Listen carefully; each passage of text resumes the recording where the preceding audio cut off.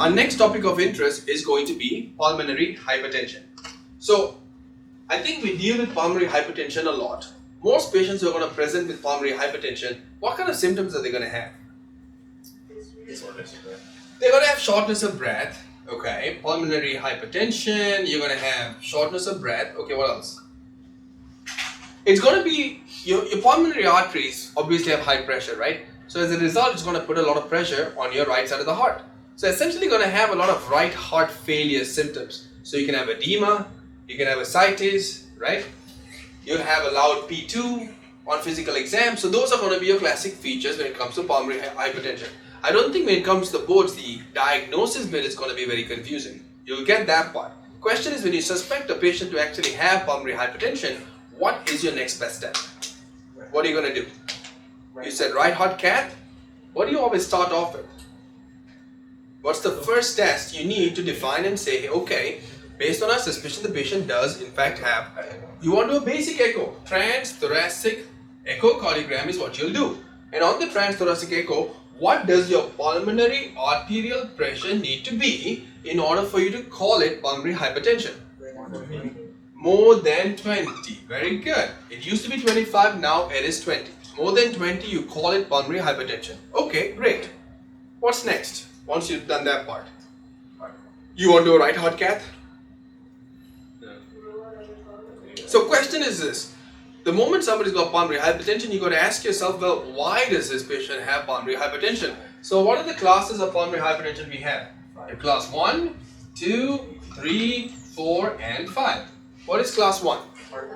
It's pulmonary arterial hypertension. This is primary pulmonary arterial hypertension, where the inherent problem actually exists in the pulmonary artery itself.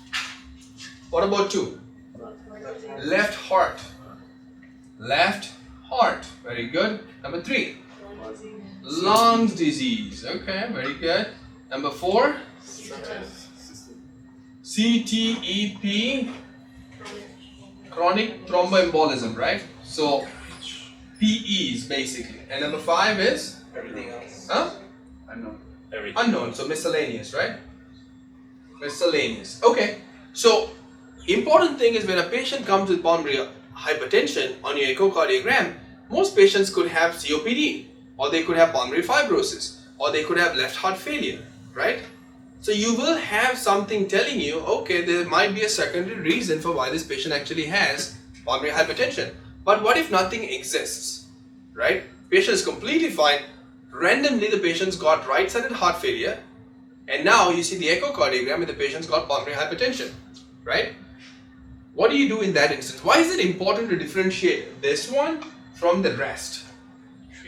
Because the treatment for this one is targeted towards pulmonary hypertension. The rest of them, what do? Treat the underlying cause. Okay? Treat the underlying cause. So when you look at the rest of them, do they need a right heart cath? No, they do not need right heart cath. So no right heart cath, right? Because it's a secondary reason. Why are we going to do a right heart cath on somebody if you know it's because of COPD, right? But if you have no absolute reason why it's happening, and you've got primary, which you know is most likely the cause, then you're going to do a right heart cath. Why are we doing a right heart cath? What's the reason? Number 1, you want to confirm your diagnosis. Good. Confirm diagnosis. Good. Why else? Huh? For the boards, you don't have to be too complicated. 1, you want to confirm your diagnosis. Second, Response to treatment. very good. You want to see what kind of drugs you're going to use to treat them. So what you're going to do is something known as vaso-reactive testing. Vaso-reactive testing. So what are you going to do there? What are you doing when you're doing a vaso-reactive testing? What do I mean by that? You give either, no, you can give nitric oxide or adenosine, and what you're looking for is vasodilation. Okay? When you give them nitric oxide or adenosine, you expect the pulmonary arteries to vasodilate and relax. If it relaxes, that means they are vaso-reactive. If they are vaso-reactive, you will treat them with what drugs? calcium channel blocker, which is your first drug group to pick from calcium channel blocker? Which drugs would you like to pick? Number 1 is nifedipine, followed by diltiazem. Okay. Number 3 becomes amlodipine. Okay. So go in that order. Nifedipine and diltiazem are going to be your first line drugs. Yes, we've always had this theory that diltiazem works more on the cardiac vasculature, right? Whereas nifedipine is going to work more in the periphery. But they all have overlapping effect in different places. Okay. So the drugs that works best is going to be nifedipine, diltiazem. Lastly is going to be amlodipine. Now, always use long-acting drugs here. Okay. And if they are vasoreactive, your treatment is going to be calcium channel blockers. Pretty straightforward, right? Good. What if they're not vasoreactive? Then what are you going to do? Receptor antagonist. Okay. So no vasoreactive.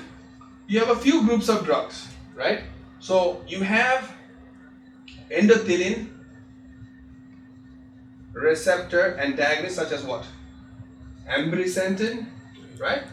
Ambrisentin and bosentan. There's more drugs too, but ambrisentin, bosentan, those are endothelin antagonists. What other drugs do you have?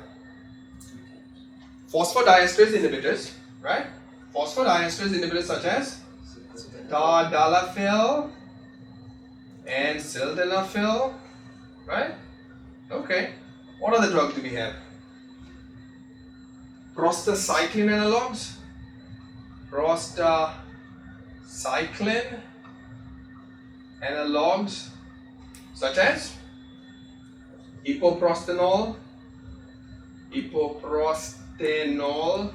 and isoprostadil. Yes. And now you have another new group of drug which is called, actually this drug was initially developed here, and now you have another drug very similar to this we use in the heart. Yes, it's called riociguat. What kind of drug is this? It's a guanyl cyclase. Guanyl cyclase drug, riociguat. So these are the 4 different classes of drugs that you have. The important rule, if somebody is non-vasoreactive, do you prefer to use an individual drug or do you prefer to use a combination therapy? You prefer to use combination therapy. Okay? Always pick combination therapy. What is your first preferred combination? Thank you for watching. If you like our content, please like this video, subscribe to our channel and hit the bell icon so you get notified when a video is released every week. Have fun studying. We'll see you on the next one.